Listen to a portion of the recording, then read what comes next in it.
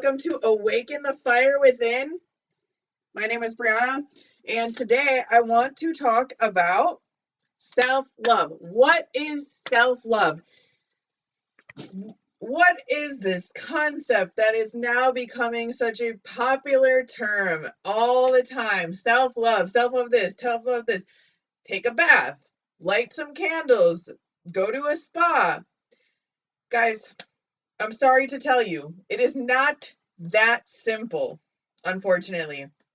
While those things are important as well, and that is part of your self-care and all of that, self-love goes deeper. And sometimes asking yourself these deep questions can be really hard. It can be excruciating, finding out the truth. And so, based on my experiences and everything that I have overcome, I had to basically figure out what the heck self-love was and how to achieve it. And I've done that. And so I'm here to share with you what I have learned that it is and how I achieved it. So basically, I have realized and learned over, through my experiences that self-love is basically taking a good hard look at yourself and all of the parts of yourself, the ones that you like, but also the ones that you don't like or hide or cover up. So I'm going to write it up here. Self-love. And I'm going to write unconditional because I want to make a distinction between that. Because first of all, unconditional and conditional self-love, that's, I just want to make the distinction in case, it's coming up in your mind, because I used to have conditional self-love. I realized basically I only liked myself if I was fit, if I looked good, if I was thin, if I, looked pretty, or, was talking a certain way, was acting a certain way, whatever, because I was basically rejecting myself. So if I wasn't fit, then I was just unhappy with myself. I didn't accept myself. I started to realize that I had such an issue with myself. Like, if I wasn't fit, if I wasn't in some sort of strenuous workout routine every single day, suddenly my world was like crashing around me. Like I was like, oh my God, how am I possibly going to be happy because I have no workout routine? That was very much a real thing for me. So I would go to extremes. I went to the extreme of, like, there was a time in my life that I was working out 2-3 times a day. Did I feel good? I felt great. Yeah, like I did. However, I realized that I was so obsessive about it, and that when it was missing in my life, my world would crumble, and I was like totally reliant on this one thing. And so I just wanted to make that distinction. So unconditional self-love is you're accepting of yourself whether or not you are happy with where you are in life, basically. So self-love is an acceptance of all of the parts of yourself. So if you're watching this video right now, what is self-love? Chances are you have gone through some sort of emotional trauma, or somebody that told you, that you weren't good enough, or that this part of you wasn't good enough, or was too weird, or too crazy, or too this, or too that, or society, something in society has reflected to you that, you need to change this, and then you'll be this, and then you'll be accepted. So all of those things that you're ashamed of, and shame is a huge block to unconditional self-love. So basically, what I did is I listed out all of the parts of myself that had once been rejected by either, my family, the emotional trauma that I went through, or by society, or, just how I felt in general. So I basically made a list of all of those things. And then I went through and I reframed each of those things in such a way that I spun it with in a positive light, sort of. So, for example, let's take, you know, my smile, for example. Okay, I love my smile. I really do. But I didn't always like my smile because the people that I look to for unconditional love actually commented that my smile was, very, like, too much or too weird or, too big or too crazy or something like that. Okay. I don't really remember the exact words, but all I knew that my smile was too weird, basically. So I spun it so that I realized, dude, I freaking love smiling. Smiling is awesome. Smiling makes people look a lot more attractive. Um, I want to be smiling in my life. I want to have things to be happy about. And I realized if somebody doesn't like my smile, well, then they don't have to look at me. But who cares how crazy my smile looks? Yeah, I can honestly say that I look at some pictures, where I'm having like a goon smile on my face because I'm having the time of my life. Does it look the most attractive according to society's norms? Probably not. I'll be honest. But would I rather have not been smiling? Hell no. I was enjoying the fuck out of that moment. And so that put a smile on my face. And so that's all there is to it. Okay. So I'm gonna just put the definition up here. Self-love. That is basically the total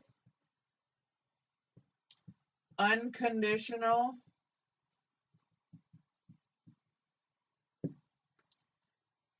acceptance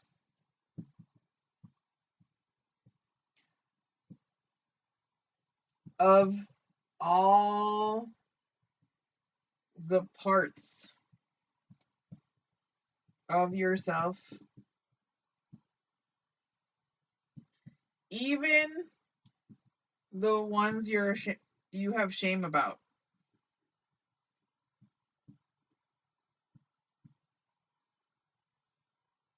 or are ashamed of. Okay, so that is kind of part of the definition of self-love. That I think is the major part of it. Another thing, and so in order to get to the acceptance of all the parts, you have to know the parts of yourself. You have to ask yourself those inner questions. Who am I? What do I like? What parts of, what part of what I like or who I am is not accepted in society or by, my significant other or my family or other people. And so you have to ask yourself those inner questions of getting to know yourself. What are you good at? What do you like? How do you like to spend your time? All of those things.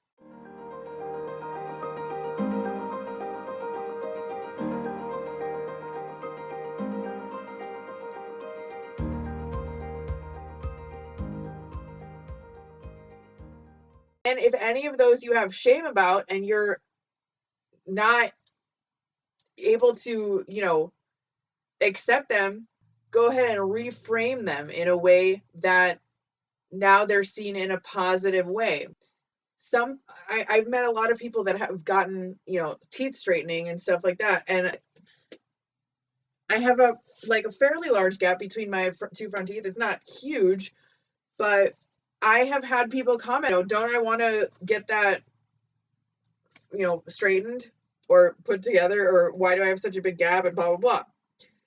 And fortunately, that's something I was never really self-conscious about. So that's something that, but like if I were to reframe it, let's say, oh, I have a lot of shame about this gap, oh, nobody looks like this. This is, very weird. I really stand out in a bad way, blah, blah, blah.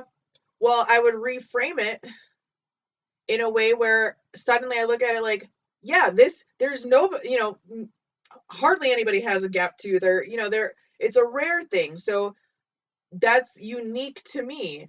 And I have a story behind it, actually.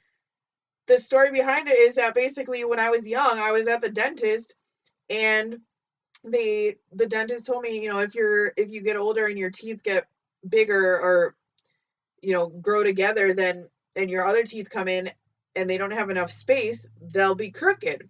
And so I went home and started putting a toothpick in between my teeth so that they would have enough space when like the big teeth came in, like so they wouldn't be crooked.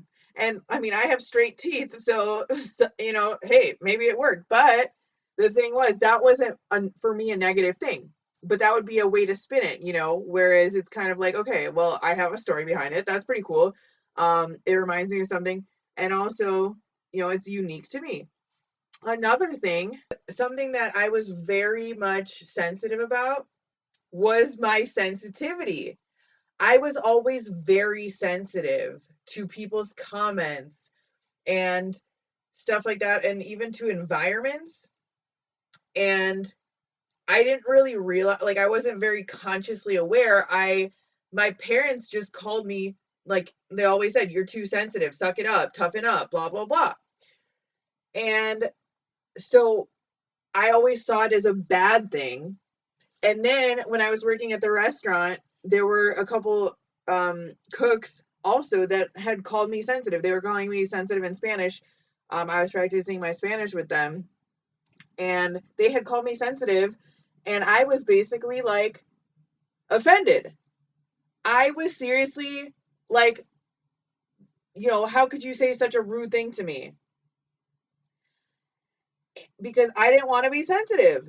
I learned that it was bad to be sensitive, and you have to toughen up, and you have to, not like let everything get to you.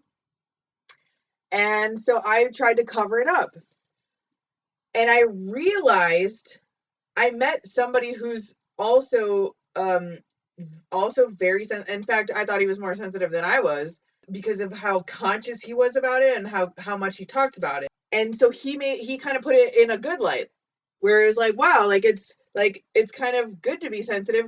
And so I started to reframe it, and I was thinking, wow, I'm actually very glad that I'm sensitive, because now if I, walk into a situation, or my gut is, giving me signs that, oh, this is not a good situation, I'm extremely sensitive to that. And I GTFO, and, I'm getting out of harm's way. And at least that's what at least according to my gut. And so I realized, wow, this is actually kind of a superpower. And I realized that allowed me to basically, like, I realized about myself that I'm extremely empathic. That's why I'm so sensitive, because I'm an empath. I'm empathic. I can feel what other people are feeling once I understand their situation. But I realize being sensitive is actually a good thing. I can understand people very well. I can even understand animals very well. I can understand kids very well. And I've realized that about myself. And so basically all these things that, people have told me it's bad to be sensitive, blah, blah, blah. And so basically, yeah, I just reframed it. That was a huge game changer for me, because I realized, wow, this is actually a gift, even though wasn't accepted by so many people. Anyway, so that is my example. And so if you guys have any questions about self-love or anything like that, I will try to answer them. That's just the main idea I wanted to get out there. There's a lot more to this. There's plenty of layers. I mean, it took me years to figure it out, on my own, basically. But anyway, but that is really the gist of it. It's basically figuring out what you have shame about because of society, and going ahead and reframing those until you accept those things about yourself, and basically turn them into a strength. Turn them from what people have considered a weakness into a strength. That is basically what I have learned about self-love. And that is, I mean, that helped me tremendously from, my struggles. Like I said, the self-help, or like the self-care is good too, but unconditional self-love goes deeper than that. You really have to get honest with yourself and ask yourself those deep, sometimes painful questions, to get to the truth of, you know, why you aren't loving yourself, or why you feel like you still have shame about yourself, or why you're unable to get over certain things, or why you're allowing other things to affect you so much. It's because you're most likely still getting triggered by the things that, you know, basically traumatized you, gave you trauma, um, or you're getting triggered by things that remind you of that trauma subconsciously. So self-love is a long journey. It's not an overnight thing by any means. It's not, going to take a bath and lighting a few candles.